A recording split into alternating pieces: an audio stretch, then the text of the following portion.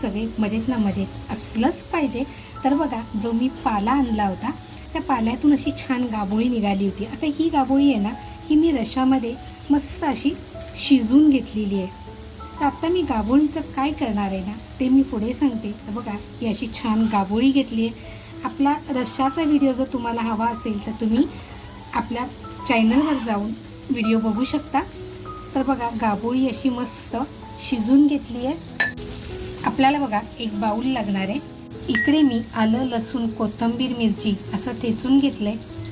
आता जो आपण बाऊल घेतला आहे त्या बाऊलमध्ये हे सगळं काढून घेऊया.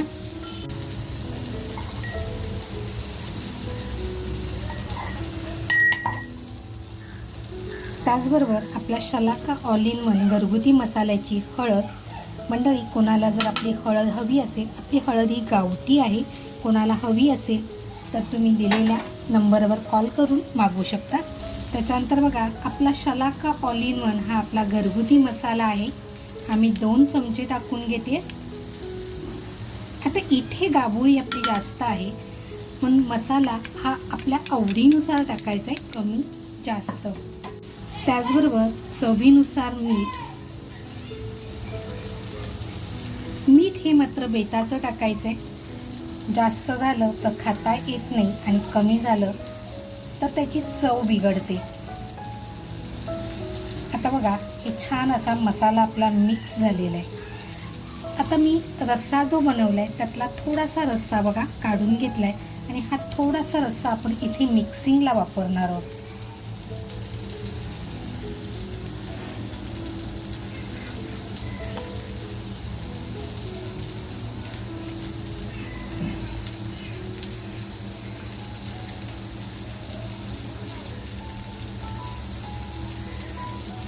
बघा, आता हे छान आपलं असं मिक्स झालेलं आहे.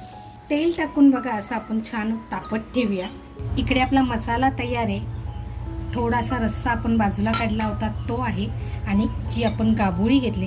आता गाभोळी बघा किती छान अशी कडक झालेली आहे. आता आपण ही गाभोळी हाफ बॉईल करून घेतलेली आहे. तर आता हिचे आपण तुकडे करून घेऊया. आता बघा, आतून ही गाभोळी वरून शिजलेली आहे, आतून थोडीशी कच्ची आहे. मग ती व्यवस्थित फ्राय झाली पाहिजे.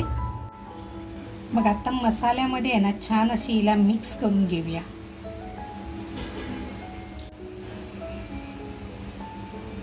आता गाभोळी सुद्धा आहे ना छान अशी शिजली पाहिजे. आपण म्हणजे हाफ बॉईल करून घेतली होती, जेणेकरून ज्यावेळेस आपण फ्राय करू ना त्यावेळेस ती तुटणार नाही. आता जी तुटली होती गाभोळी ती बघा ह्याच्यामध्ये आहे. ते सुद्धा आपण ह्याच्यावर असं छान टाकून घेऊया, म्हणजे वाया असं काहीच जाणार नाही आहे. तेल बघा आपलं छान तापलंय. आता जी आपण गाभोळी मसाला लावून घेतली आहे ती तेलामध्ये टाकून घेऊया.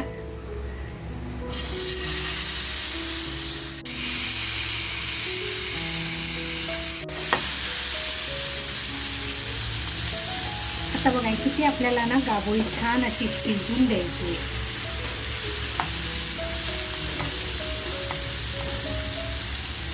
खरं सांगायचं ना तर पाल्याची गाभोळी फक्त पावसाळ्यामध्येच मिळते आणि खाण्यासाठी म्हणाल ना तर अतिशय रुचकर लागते.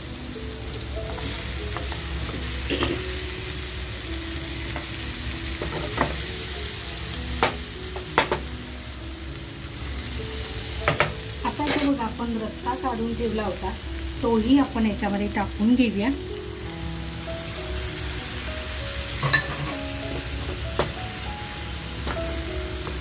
आणि मस्त अशी गाभोळी आहे ना आपण शिजून देऊया.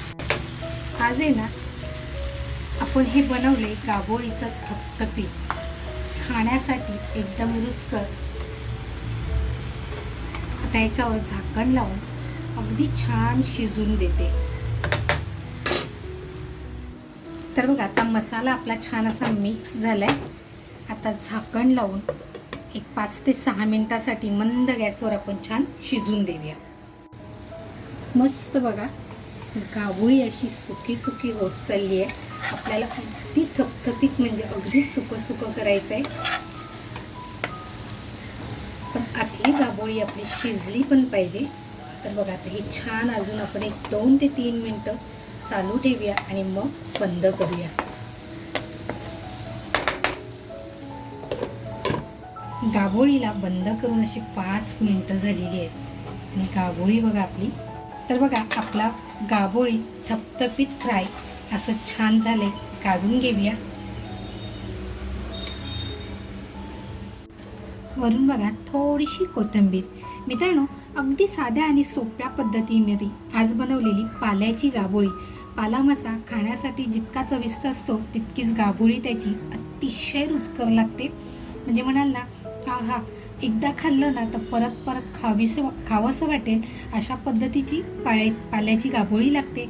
आजची ही रेसिपी तुम्हाला कशी वाटली, आवडली असेल तर नक्कीच एक लाईक करा.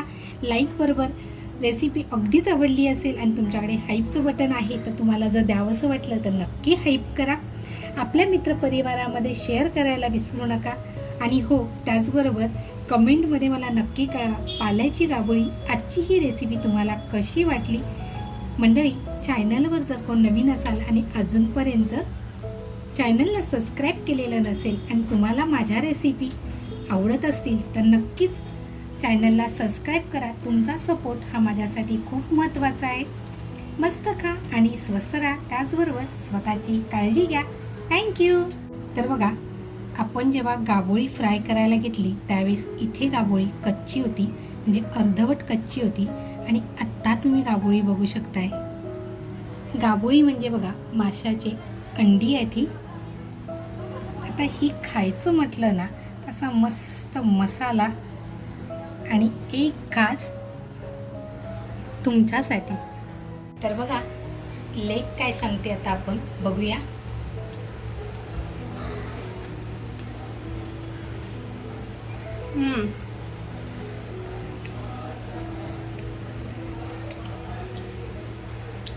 एक नंबर झाली आहे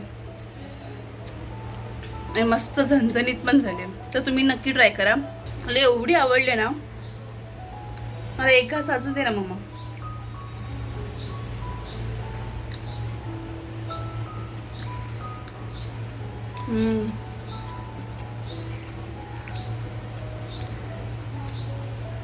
एक नंबर झाली.